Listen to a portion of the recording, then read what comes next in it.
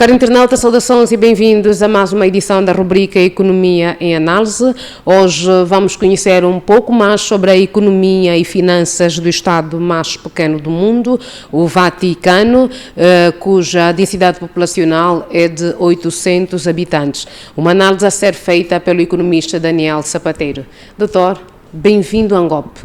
Então, Vaticano, finanças, o que é que nos traz para hoje? Saudações aos nossos internautas que desde setembro de 2024 acompanham a nossa rúbrica Economia e Análise, porque a vida é bela com a economia. Vaticano, economia, finanças, prestação de contas. É o que cai assim. Com a sua introdução que fez, que é o Estado mais simbólico, costuma-se dizer, com alguma razão, que os Papas são a autoridade máxima na Terra em termos de moralidade e de ética. Mas estas questões que têm a ver com finanças é feita por homens. E nós temos visto que, não com muita informação, para se fazer este trabalho que vamos apresentar hoje, não houve muita informação, nem dispersa, nem em grande quantidade, mas vamos tentar, de todas as formas possíveis e imaginárias, dentro daquilo que a economia nos obriga, que é o lado científico, o lado da verdade, como também no jornalismo, a apresentar aqui uma fotografia que muitos de nós ainda não conhecemos, particularmente naquela questão que tem a ver com as finanças. Porque quando se pensa em Vaticano, pensa-se em fé, em Deus, Jesus Cristo, o Papa que está no seu mandato, e nesta vertente já trazemos o novo Papa, Papa Leão XIV, de origem norte-americana, e na outra vertente que também é a questão do sítio em si, do Vaticano, todo aquele espólio, todas aquelas infraestruturas religiosas que não se cingem só à Basílica de São Pedro, à Praça de São Pedro, à Capela Sistina e todas as outras infraestruturas, tanto do lado direito como do lado esquerdo da Basílica de São Pedro, que são todas religiosas e de apoio a toda a Cúria Romana. Deixar de dizer, já começar nesta vertente, que a Cúria Romana é o governo do Vaticano. O Vaticano é um país. É um país e nós vamos também falar um pouco desse país que a maior parte das pessoas não conhece. A parte económica, financeira, do governo, mas também em termos sociais, em termos demográficos. Vamos então e viaje connosco aqui até ao Vaticano. Vamos então para as estimativas do impacto econômico do Jubileu e de outros eventos que decorreram no Vaticano. Dizer que o Vaticano, o Estado, o país Vaticano, fica dentro da cidade de Roma. Roma, conhecida como a capital eterna do mundo, congrega então, portanto, a sua própria cidade, capital política, administrativa, financeira da Itália.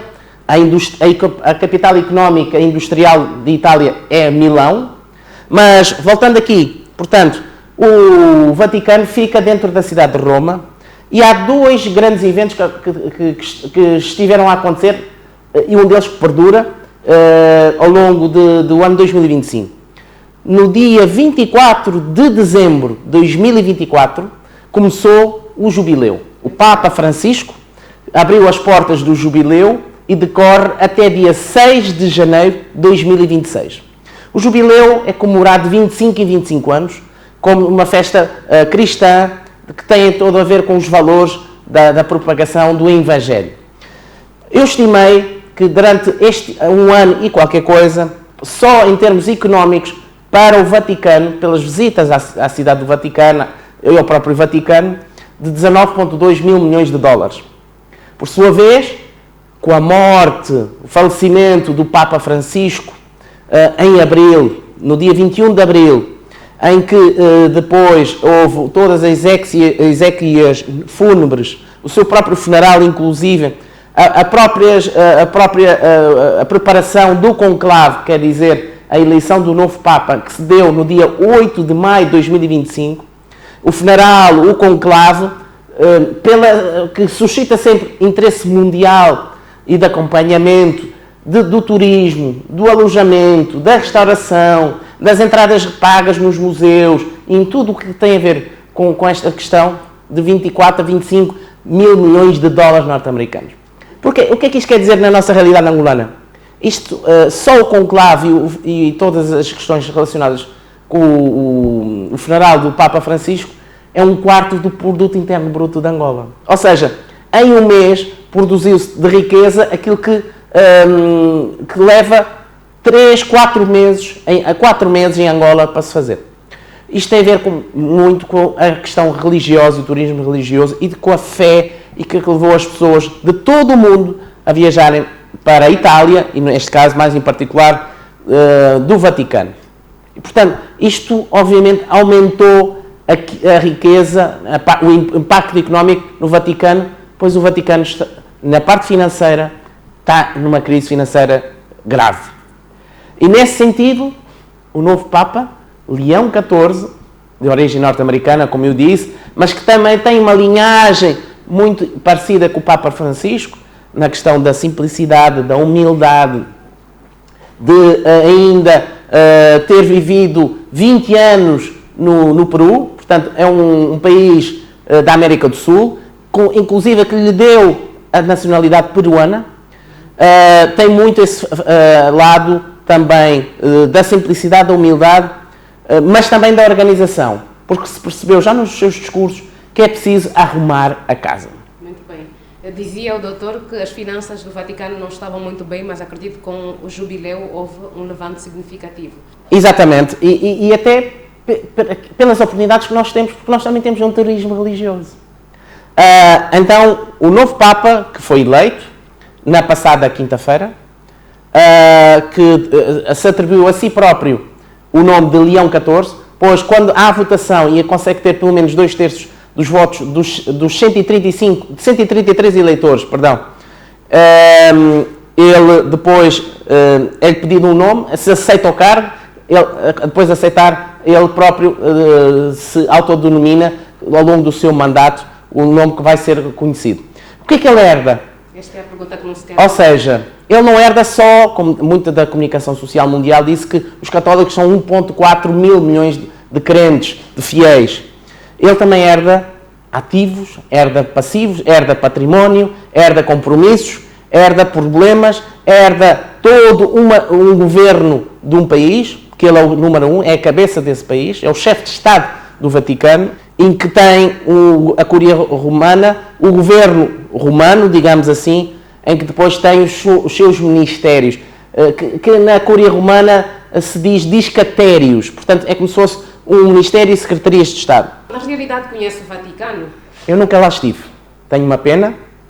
Posso dizer que a vocação da minha vida não era ser economista, não era ser professor, era ser padre.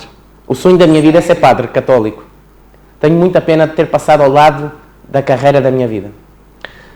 E digo-lhe isto com muita profundidade e estou a fazer aquilo que o Papa fez quando estava na varanda a saudar todos os crentes que estavam na Praça de São Pedro, a engolir em seco, por ter passado ao lado dessa minha linda carreira.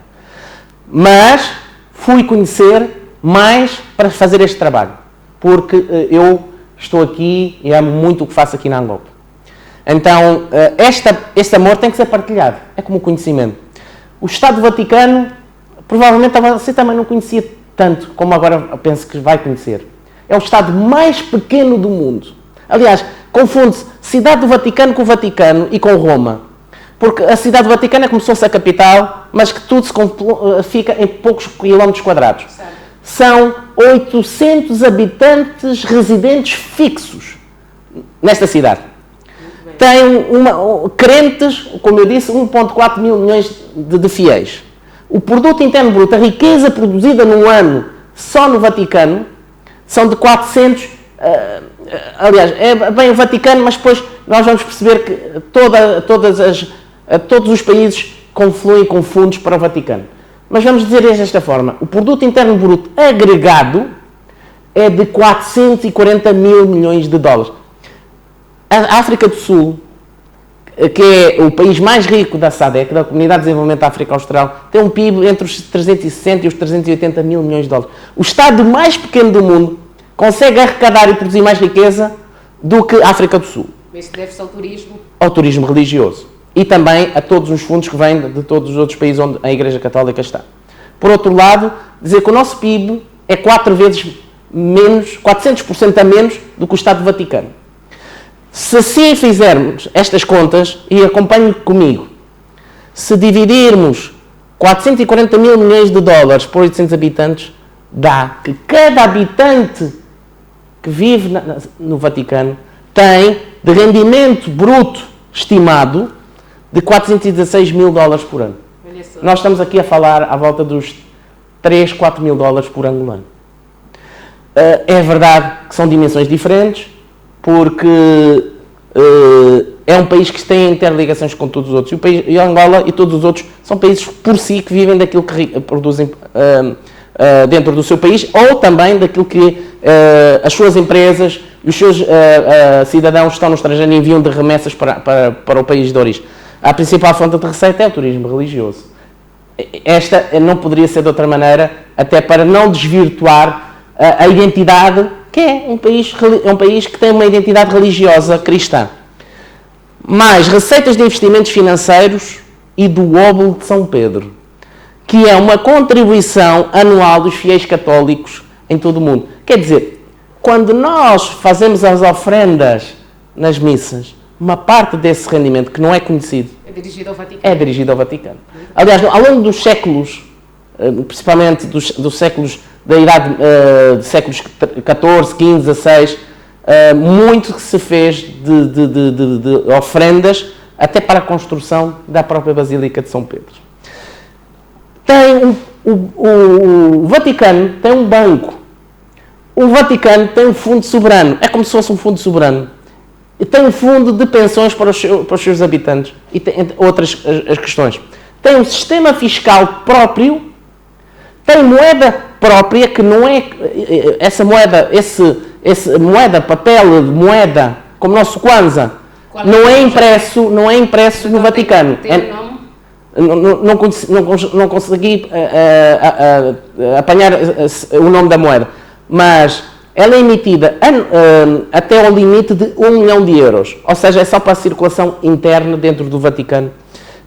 Isto quer dizer o seguinte, é muita organização para um Estado tão pequeno, para ele funcionar. Para 800 habitantes. Para 800 habitantes fixos, residentes, porque, repare, ao longo de mais de um mês, tivemos mais de 200 cardeais, eleitores e não eleitores, e muita gente que trabalha. Por exemplo, a Guarda Suíça, aqueles guardas com aquela uniforme todo de cores, pessoal administrativo, médicos, enfermeiros, todo o pessoal missionário, obviamente que faz aumentar e muito o número de habitantes fixos e eventuais no Vaticano. Doutor, acreditamos que desafios é o que não faltam? Lembra-se, os nossos radiovintes ainda se lembram qual é a pergunta que nós fizemos há 2 slides atrás? O que o Papa Francisco herda. Ele herda também uma organização. Herda instituições. Primeiro é um governo. Esse governo é encabeçado pelo Papa. De seguida é um cardeal nomeado pelo Papa, que é designado como secretário de Estado do Vaticano. É o número 2 do governo. E depois vêm todos os outros cardeais que têm os seus discatérios, os seus ministérios. Mas vamos aqui para as instituições financeiras e depois o fundo de pensão. Primeira questão, a Cúria Romana. A Cúria é o governo e, portanto, há um cardeal que fica com a parte administrativa e financeira, digamos assim, como nas nossas empresas. Portanto, estes 3 órgãos reportam ao cardeal sénior financeiro. Leão XIV, que já fazia parte do governo ou da Cúria Romana, nomeadamente na vertente em que ele era o braço direito do Papa Francisco para a escolha dos novos bispos e cardeais. Portanto, ele já era bastante conhecido dos outros cardeais que elegeram ou não elegeram, votando ou não nele. Portanto, ele já fazia parte do governo. Ele vai herdar, então, uma parte económica e financeira também, do Vaticano. Começando por qual? A parte do governo da Cúria Romana, que chama-se Cúria Romana, o governo do Vaticano, de que tem também um ministro das Finanças, um cardeal sénior, que faz parte desse governo, liderado pelo Papa Leão XIV. Depois há de ser nomeado um novo secretário de Estado, que é o número 2 do Vaticano, e depois os tais discatérios, os tais ministérios. Há um discatério que é o administrativo financeiro, e que de qual vários órgãos são subalternos a esta pessoa. Esta pessoa fica a liderar a parte económica e financeira do Vaticano. Vamos começar aqui então por um dos órgãos mais importantes, o Conselho da Economia do Vaticano. Ou seja, é a Comissão Económica do Conselho de Ministros, por exemplo, do nosso governo, liderado por João Lourenço. Ou seja, este Conselho reúne o Instituto para as Obras da Religião, mais conhecido por Banco do Vaticano, a APSA, Administração do Património da Sé Apostólica, que é como funciona como um fundo soberano que gera todos os ativos imobiliários e não imobiliários e o tal óbolo de São Pedro. E temos também depois um fundo de pensão dos funcionários da Santa Sé e, obviamente, a prestação de contas interna sobre a gestão tão sensível como são a gestão dos dinheiros e dos imóveis. Já vamos lá chegar porquê. É muita organização. É muito património. Posso só dizer, já levantando aqui o véu, que o Vaticano tem mais de 5 mil imóveis. Dispersos, não é só em Itália, não só no Vaticano. Pelo mundo. Pelo mundo. Aliás, por exemplo, aquilo que chama-se na linguagem, na gíria do Vaticano, anunciatura apostólica, não é mais do que uma embaixada de um outro país que não tem esta vertente ideológica cristã ou religiosa.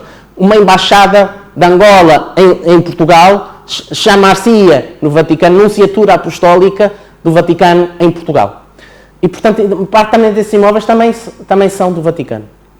Então, toda esta esfera que o Vaticano também tem, que muitas das pessoas não a conhecem, não lidam com ela, mas que para ela funcionar, a Igreja Católica Apostólica Romana funcionar, também tem que ter este lado, como nós temos nas nossas casas, nas nossas empresas e os próprios Estados e os seus entes públicos. Questionava dizia eu, doutor, que desafios é que não faltam?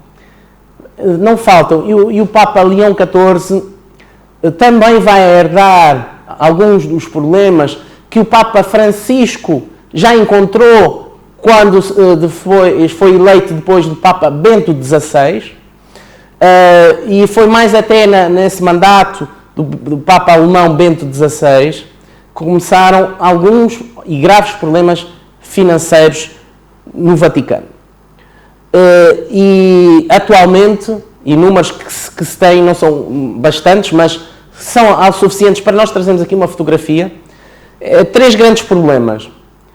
Déficits orçamentais, ou seja, está-se a gastar mais desde 2015, quando começou a perda de doações dos crentes, e portanto, só em 2023 foi um déficit de 91 milhões de dólares, ou seja, o Vaticano gastou mais do que aquilo que entrou. A queda nas doações, como eu disse, desde 2015 até 2019, foi os números que eu consegui encontrar, a perda de doações foi de 23%. Que doações é que os crentes fiéis, ou não crentes e não fiéis, entregam ao Vaticano? Numa lógica de doação, falar desde doações em dinheiro, nas missas, nas ofrendas, estamos a falar também de materiais preciosos, ouro, prata e outros, que faziam com que tudo isso tivesse um valor e aumentasse aqui também a parte financeira do Vaticano para gerir também as suas necessidades de gastos. Imóveis ociosos. Ociosos vem de ócio. Ócio não está a fazer nada, não está a criar valor. O Vaticano tem mais de 5 mil imóveis. 30% desses imóveis, foi essa a percentagem que eu consegui encontrar de várias fontes, não estão nem arrendados, nem estão a criar valor. Ou seja, estão a pagar manutenção e outros custos para os ter, sem que eles façam o quê? Uma retribuição para o Vaticano em termos de rendimento.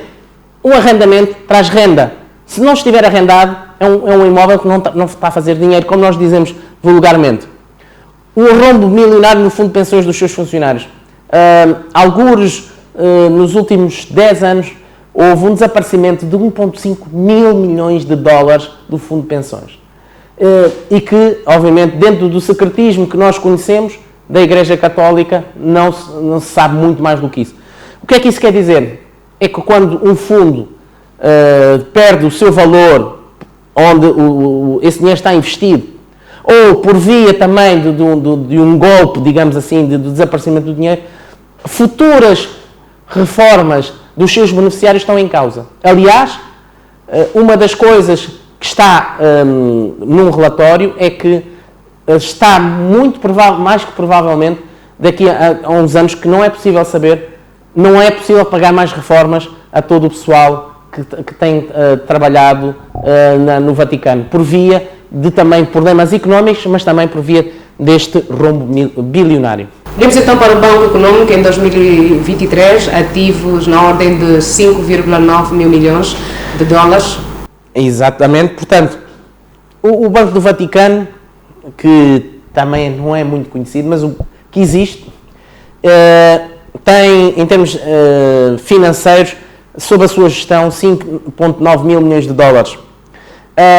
Pode não parecer muito, mas se pensarmos que, alegadamente, e eu penso que lá em casa poderão estar a pensar assim, mas uma igreja tem um banco, tem 5,9, podia ter mais, podia ter menos. Bom, isso não nos cabe a nós, estamos aqui a fazer juízos de valor, mas que tem dinheiro, e esse dinheiro do próprio Vaticano e também daquilo que recebe de doações, que recebe de entradas em certos espaços religiosos que têm ingressos e que se pagam, é preciso preservar e capitalizar isso.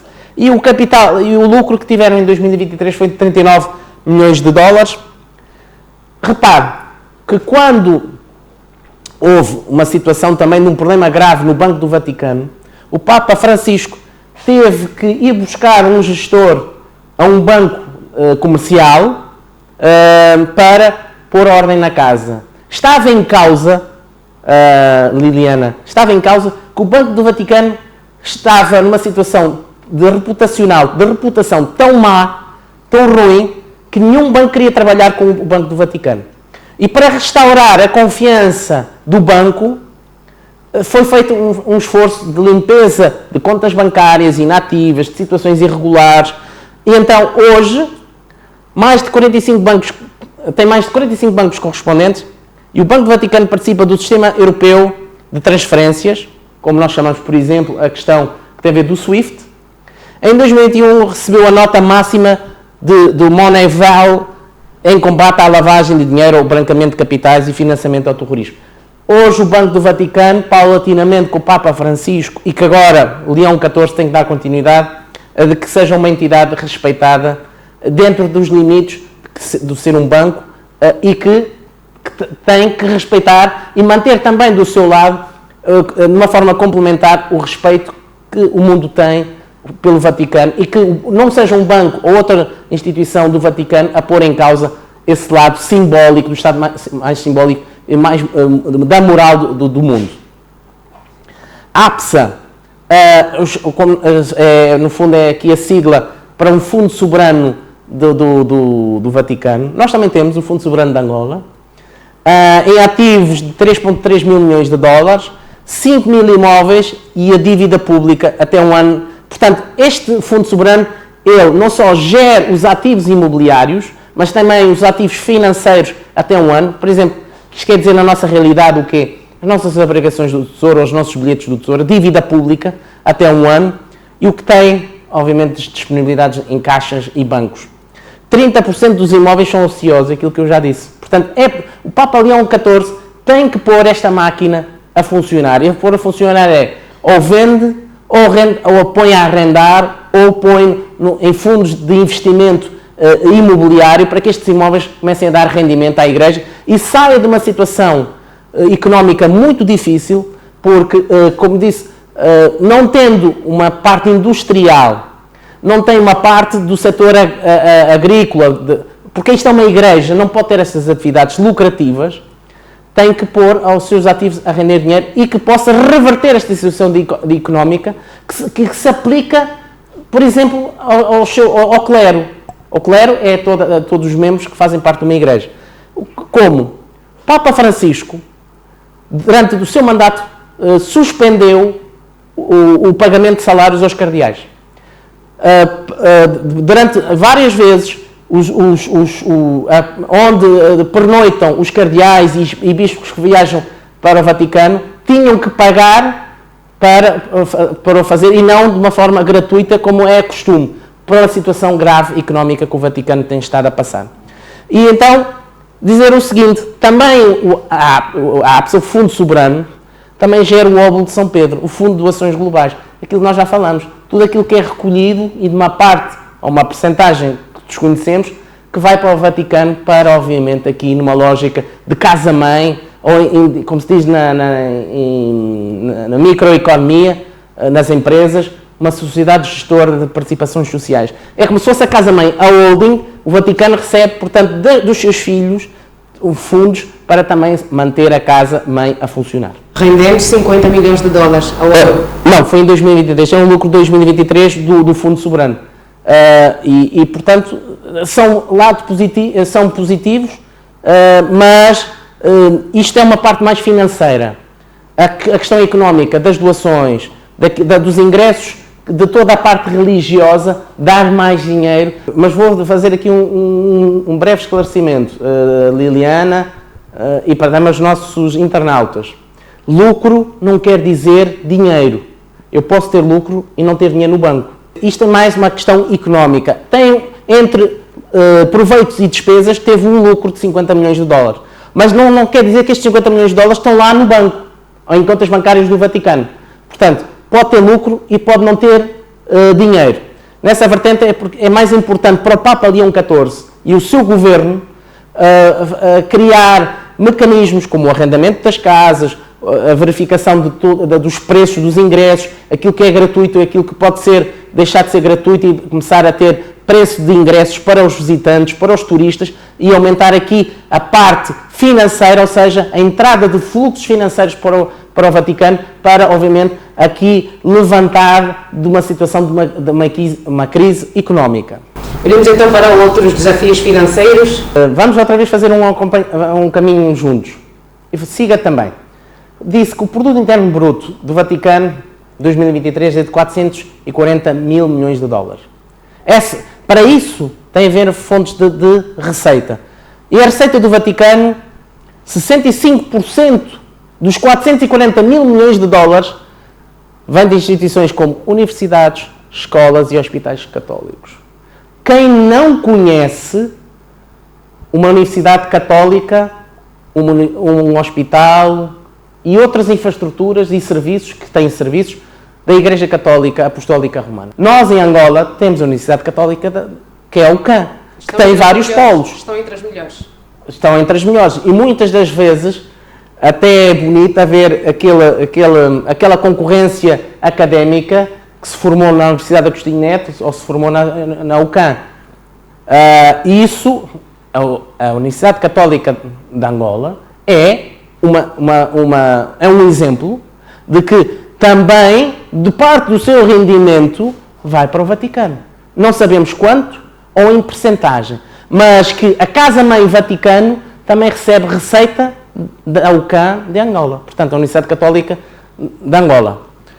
E depois vem o restante, divide-se entre doações específicas, 24%, que nos últimos 9 anos, de 2015 a 2019, 5 anos, perdeu 23%, mas mesmo assim continua a representar 24%. E os 6% vêm daquelas doações que vêm da Idade Média, do século XVI, XV, o óbolo de São Pedro, que inclusive permitiu também a construção, edificação e a manutenção da Basílica de São Pedro e de todas as infraestruturas ao redor. De onde vem o volume de negócios? De onde vem aquele produto interno bruto de 440 milhões de dólares? Vem de 3 divisões, digamos assim, 3 caminhos. Primeiro, 65% vem das instituições como a Universidade da UCAM, Universidade Católica de Angola, hospitais, clínicas, instituições como escolas, que não têm que ser universidades. Depois divide-se entre doações e também o óbolo. O óbolo é aquelas ofrendas que as várias dioceses espalhadas pelo mundo enviam para Roma. E 6% entre os lucros do banco e do turismo religioso, propriamente dito, da cidade e do Estado do Vaticano. Como eu dizia, estão as doações, tanto em dinheiro como em espécie que pode ser, por exemplo, um fio de ouro. Eu lembro-me, e hoje, dia 13 de maio, 12 e 13 de maio, e hoje é o último dia, mas o dia mais importante das aparições da Virgem Maria, em 1917, a 3 pastorinhos, numa aldeia do município de Vila Nova de Orém, portanto, que hoje seria Vila Nova de Orém e o município de Fátima, no distrito de Leiria, Portugal, que gerou, como por exemplo, hoje o Santuário de Fátima, um dos mais importantes do mundo, do culto mariano, do culto da Virgem Maria, em que João Paulo II deu um grande ênfase, Bento XVI acelerou o processo de canonização, ou seja, a passagem desses 2 pastorinhos para santos. Hoje, Jacinta e Francisco são santos, a outra, a mais velha, a Lúcia, está em vias de ser também tornada santa. Depois, Papa Francisco, quem declarou santos esses Jacinta e Francisco Marto, e de certeza, e está já no discurso também, Leão XIV falou do seu lado mariano. Portanto, em Fátima, só porque eu tenho isto na memória, Liliana e internautas, eu lembro-me de ver, tenho essa imagem de pessoas a tirarem fios, mascotes de prata, de ouro, etc., e colocarem em certos sítios do Santuário de Fátima como oferta, como doação para a Igreja. Portanto, há dinheiro e também este tipo de oferta. E, portanto, como eu dizia, desde 2015, essa perda, ou seja, cada vez menos as pessoas estão a fazer doações à Igreja Católica Apostólica Romana numa dimensão média de 23% ao ano. O fundo de pensão, ou seja, aquilo que muitos de nós já têm, ou por via onde trabalha, ou porque abriu, está a contribuir para um fundo de pensão de uma seguradora nacional angolana, que em 2003 o próprio fundo alertou, há 2 anos, ou menos de 2 anos, alertou que não conseguirá pagar as aposentadorias, as reformas advindas dos recursos do fundo de pensão no médio prazo em economias é mais ou menos 5 anos, longo prazo 10 anos, coloca em risco os compromissos futuros com milhares de empregados da Igreja. Porque houve um tal rombo bilionário. Isto quer dizer o seguinte, a própria Igreja, com o novo Papa, tem aqui um papel, além de reformador de algumas práticas religiosas, de algumas questões que têm a ver com normas que há dezenas ou centenas de anos podem vir, com este novo Papa, a serem reformadas. Mas a parte económica e financeira precisa urgentemente de ser revertida para que, dentro daquilo que é uma Igreja, e que não se confunda aqui a Igreja com a parte económica e financeira, porque tem que existir, mesmo sem fins lucrativos, mas que depois as organizações têm lucros, como nós aqui apresentamos, é preciso que a máquina, a estrutura, a Igreja Católica, provavelmente é o Estado mais antigo, é a organização democrática mais antiga do mundo, pelo menos no mundo ocidental, assim se conheça e assim se possa dizer, que possa ruir, que possa terminar por uma questão de falência financeira. Portanto, eu penso que seria bastante exemplar se algo acontecesse, mas que eu penso que ninguém no mundo quer que isso aconteça. Repare, coisas positivas que aconteceu nos últimos dias com o funeral e conclave, ou a preparação do conclave do Papa Francisco, agora para o Leão XIV. Esta, mais que provável, cessar-fogo entre a Ucrânia e a Rússia foi discutida em 2 cadeiras na Basílica de São Pedro entre o Presidente da Ucrânia e o Presidente dos Estados Unidos, para que, ao abrigo desta moral, desta ética, do respeito que se tem pelo Estado do Vaticano, pelo respeito que se teve e se tem e se terá pelo Papa Francisco, foi possível reunir chefes de Estado de tantos países diferentes, de tantas proveniências, e se conseguiu falar em paz para a paz de um território do mundo que tem sido sofisticado há mais de 2 anos. Por outro lado, Liliana, trouxemos aqui uma fotografia daquilo que é possível sobre um Estado do Vaticano que muitas vezes não se sabe muito. Mas nós de Angola também temos turismo religioso. É preciso também fazer essa real inventariação, perceber que investimentos são necessários para levantar, para fazer as obras que são necessárias, em termos das infraestruturas, à parte do parqueamento, à parte do alojamento, à parte da restauração, para que esses sítios religiosos, cristãos ou não cristãos, possam também alavancar, aumentar a riqueza do país Angola, por via também daquilo que não se discute. A fé não se discute, é um dogma. Ou acreditamos ou não acreditamos. Mas que ela tem uma parte económica subjacente a toda uma parte económica de uma sociedade, desde a agricultura, desde a indústria, desde o comércio, desde os serviços.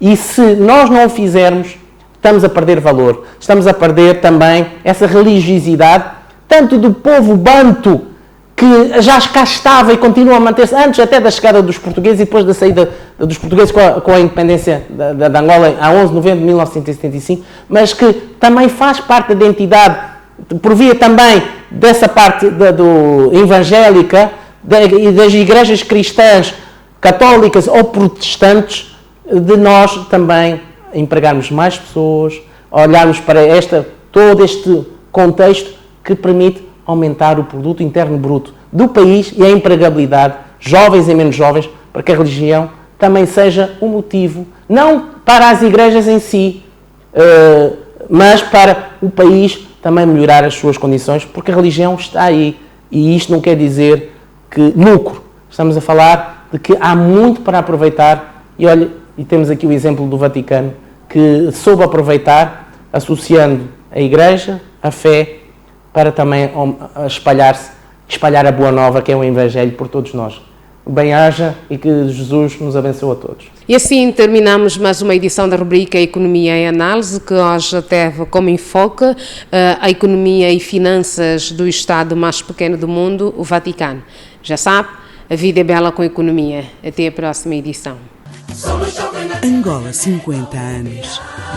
Preservar e valorizar as conquistas alcançadas, construindo um futuro melhor. Governo de Angola.